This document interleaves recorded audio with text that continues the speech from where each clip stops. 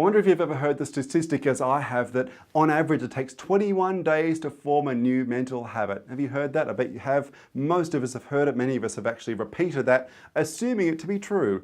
Interestingly, there has actually never been any research that backed up the fact that it takes 21 days to form a new mental habit. I imagine that Tony Robbins said it years ago. We all thought it sounded about right, so we all kept repeating it. Now, University College in London a couple of years ago decided to investigate this question of actually how long does it take to get to the point of what they called automaticity, this point where you start doing things without consciously thinking about it. And what they found, having done extensive research, is that on average as adult humans it takes 66 days to form a new mental habit, to get to the point where you start doing things without thinking, on autopilot.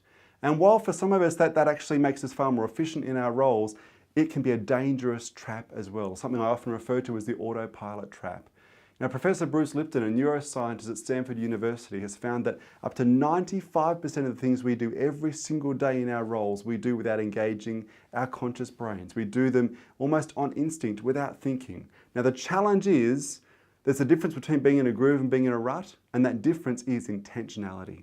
Doing things with a sense of deliberateness, purposefully, rather than just doing that because you're doing so unconsciously. So if you've been in your role for more than 66 days, there's every chance you're doing around 95% of the things you do every single day without consciously thinking about it. That can be incredibly dangerous, because you may find some of the things you're doing every single day that you're doing without even thinking about it, and these are the things that are causing you to lose your edge, to become less relevant, to lose momentum.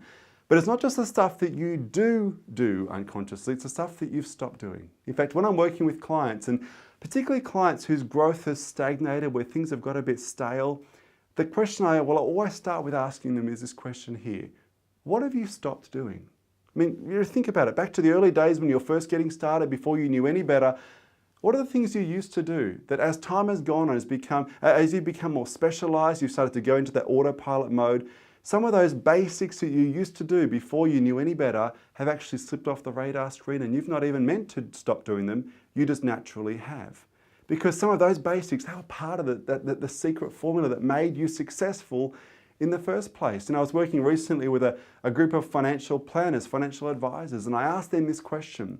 And one of the audience members spoke to me after the session and said, you know, when you said that, the first thing that came to mind is I've stopped speaking to clients in person. He said, when I first started my business as a financial advisor, I would speak to clients constantly. I'd have coffee with them. I'd speak to them on the phone. I knew about their families, and I really knew them as people, not just as clients. But he said, as my firm has grown, as my time has got more and more tight, he said, now most of my engagement is done via email.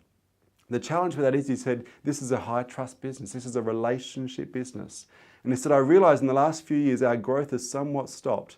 And we're at a point where we're not growing through referrals anywhere near as quickly as we used to grow, because I stopped doing that basic thing, relating to clients, getting to know them. And he said, I wasn't even aware I'd stopped doing it.